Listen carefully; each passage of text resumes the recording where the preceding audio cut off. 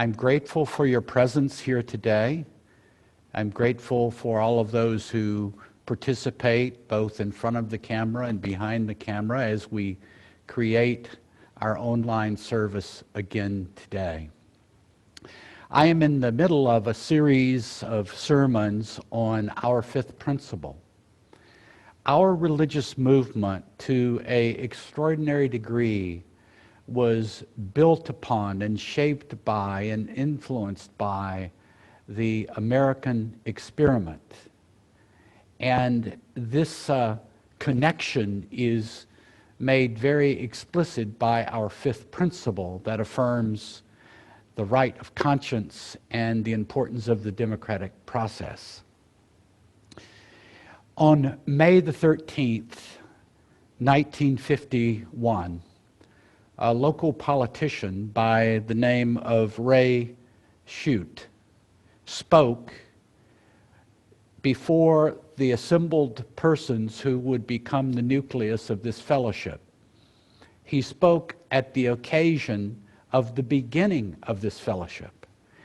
And when he stood up and spoke to the assembled persons, who I think were about 10 or 12 in number at that point, the first thing he said is that this congregation is being formed to address the need to bring democracy to religion. Democracy is the idea that everyone is equal and their voice matters. The right of conscience is the right of every human being to say and believe and articulate what they believe, unencumbered with the pressures of a social group or other persons. We might say that the right of conscience is closely connected to being a self, and that the democratic process is a way of talking about how we get along with others. It took humanity a very long time to be able to become clear and then to articulate, and longer still to formulate in the form of a government construct the idea that individuals have the right to conscience and that the democratic process that's based on the equality of people is important. A lot is happening in our society as we gather here, but I am optimistic, if cautiously so. And what makes me optimistic is the core principles and values of our country and of this fellowship and of you, the people who embody those values. I hope we can pause in this hurried time and realize how precious and even sacred are the values of the right of conscience and democratic process. And now, as I turn to light our chalice flame, I share with you the words of Reverend Parasa Parsa, who wrote, "In our religious lives, the democratic process requires trust in the development of each individual conscience, a belief that such development is possible for each of us, as well as a commitment to cultivate our own conscience. We could call it a commitment to the value of each person, ourselves included." In the spirit, I light our chalice flame as we begin our service.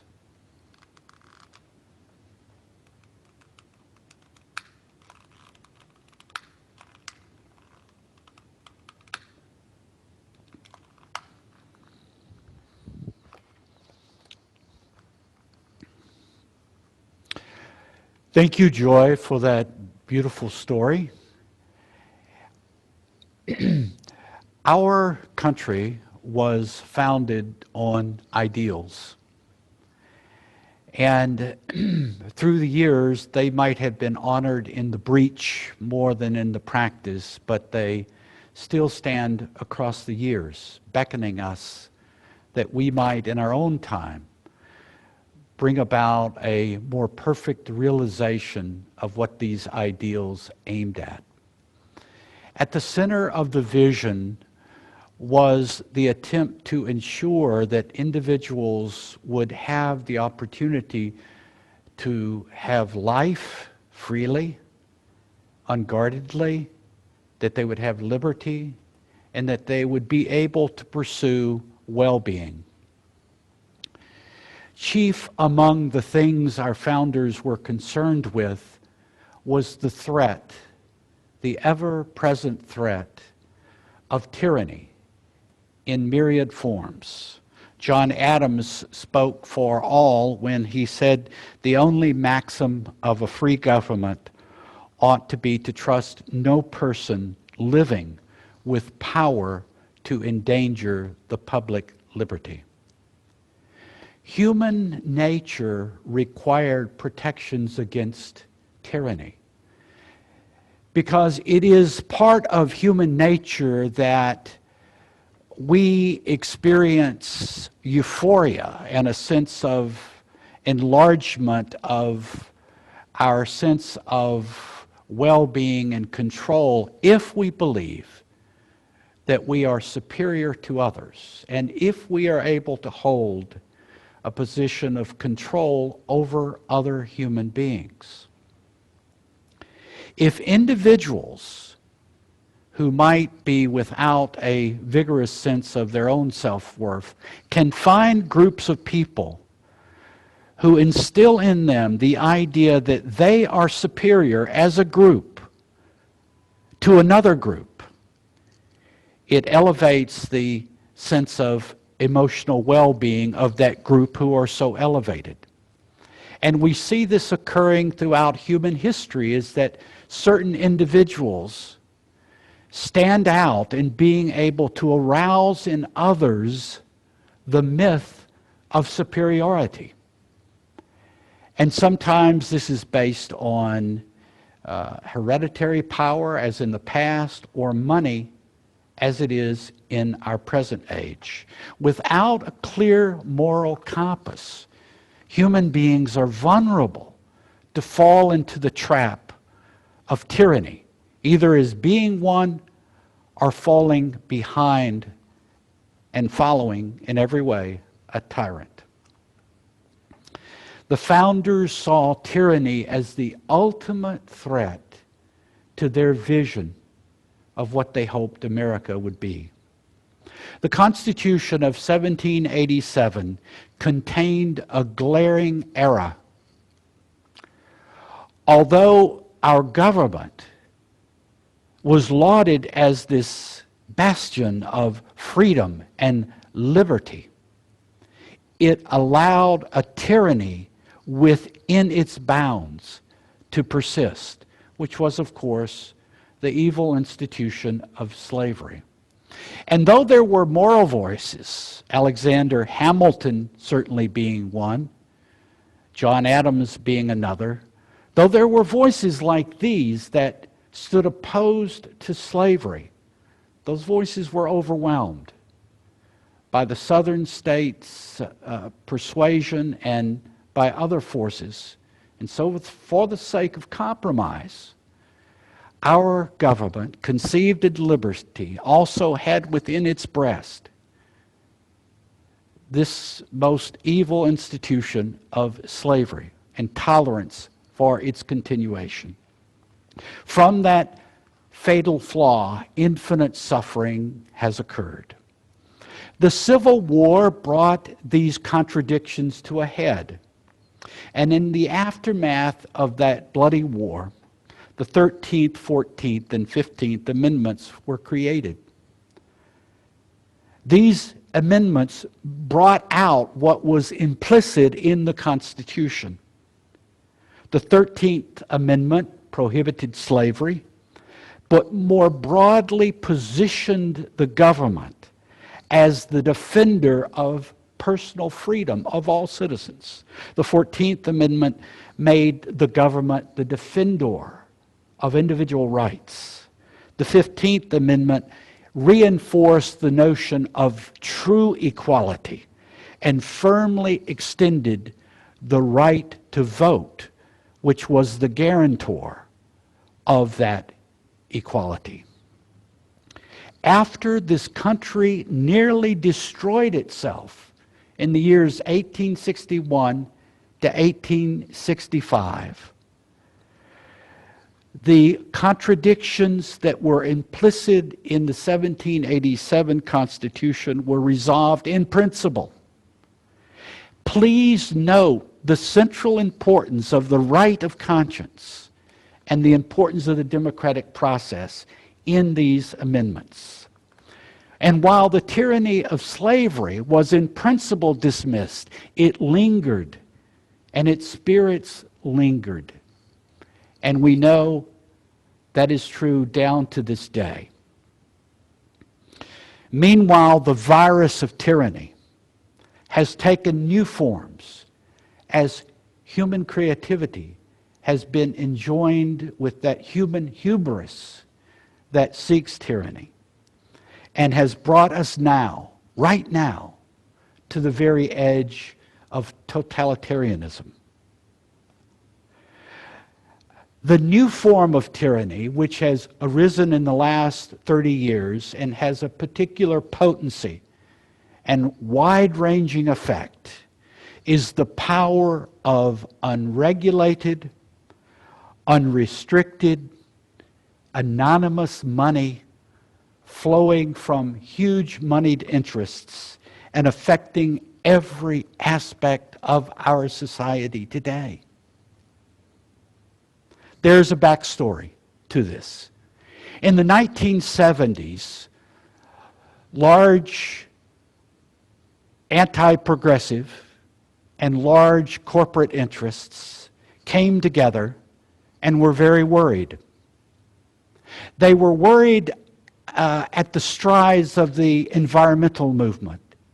They were worried about the strides of the civil rights movement. They were worried about the progressivism. They were worried about the rise of the women's movement. And they sought an answer. And a corporate lawyer for big tobacco by the name of Lewis Powell had an answer. And he wrote a detailed memo which was sent to the U.S. Chamber of Commerce and big corporations seeking to organize their forces against the rising tide of progressivism that they saw in this country. Lewis counseled his people to focus on the court system.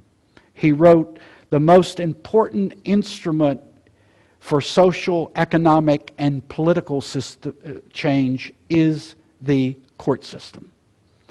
A few weeks after Powell had penned that memo and sent it out, President Richard Nixon appointed him to the Supreme Court.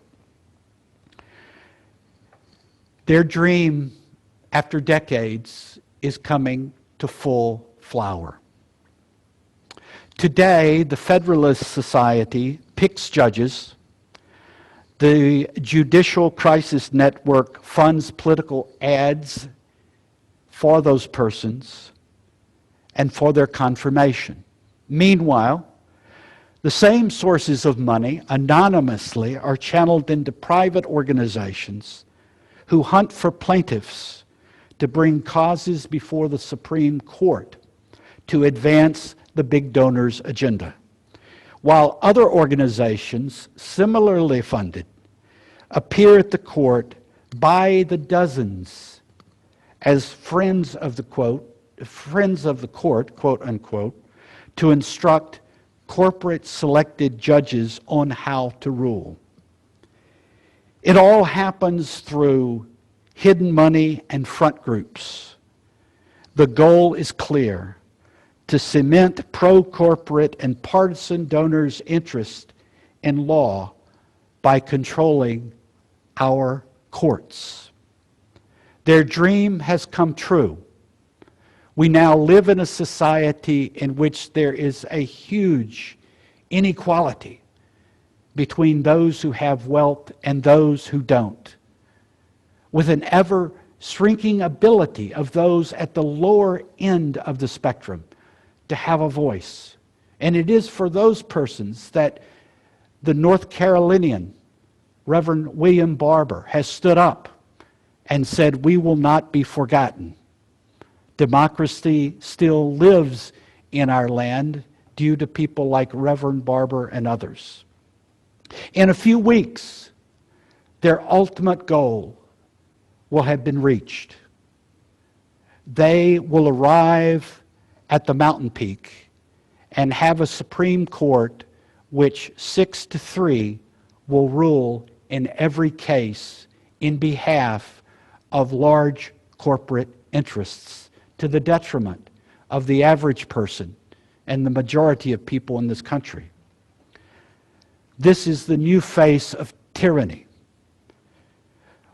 The rush we now see, and it is a rush during a pandemic, to confirm a Supreme Court justice is for the explicit purpose of voting down the Affordable Care Act, which will come before the Supreme Court November the 10th. And if possible, if it is needed, to help with challenges to the presidential election that is right around the corner. The ultra-wealthy individuals of this country and the large corporations and their representatives have had a return on their investment in the form of decreased taxes and decreased regulations. Huge flows of money, unregulated, unseen, unknown, untraceable, has gone into the control of the court system, the political system, certain media outlets such as Fox News, which drive every day ideologically driven forms of the news to shape and form the opinion of many to fit with the big money agenda.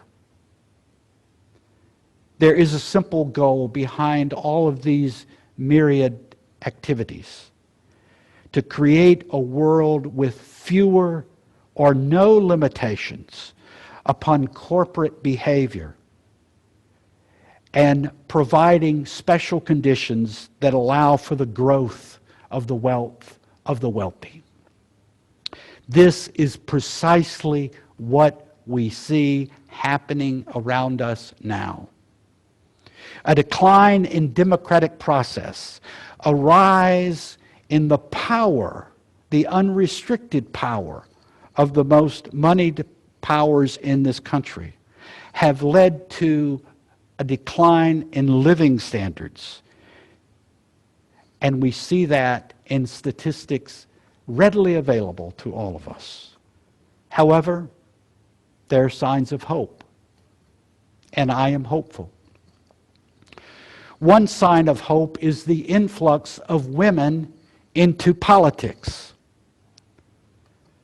We must live in a world, if we are to be safe, we must live in a world where power, real power, is distributed between men and women. For men in particular are susceptible to the seductions of power and its exercise, dominance and its use. The most well-run countries in the world right now are run by women. Another sign of hope is that change, the feeling of change, seems to be stirring. Over 22 million people have voted in this election that is around the corner. I am one of them. People are coming together. I see people creating coalitions across lines that people used to not cross, and now they're crossing those lines, coming together, finding common purpose, believing again in the importance of democracy. It feels as though America is not succumbing to a demagogue and would-be autocrat and those who enable him. Perhaps from these days of struggle that we are living through, we will emerge, in which we have faced great difficulties, like living with a pandemic that has affected millions more than it needed to. Perhaps a dawn is slowly dawning. And if that is true, it will be because of people like you, people who are hearing my voice now, who have stood the test of time, been faithful to their values, stood with a community that means something, stood with a community that has real important values for this world, and with people who are aware of the precious heritage we have received, which our founders never took for granted, never thought was something eternal. If there is hope, it is because there are people like you who do not succumb to the darkness. The ideals of this republic still stand, and they speak to us across the years, beckoning us, enlivening us to follow the dream of what they created, beckoning us to a rebirth of freedom and hope. Our system is open and flexible. May we all participate in making our common life a better one. I'd like to thank everyone that contributed to this service, both in front of the camera and behind the camera, to make it a warm and wonderful experience for us all. It is deeply moving to see all of the people working so hard to make this type of service possible. And thank you. And it was wonderful to once again see the choir singing in our service. The extinguishing of the chalice I honor today with a brief quote from Theodore Parker, a Unitarian minister, who wrote, "Democracy means not I am as good as you are, but you are as good as I am."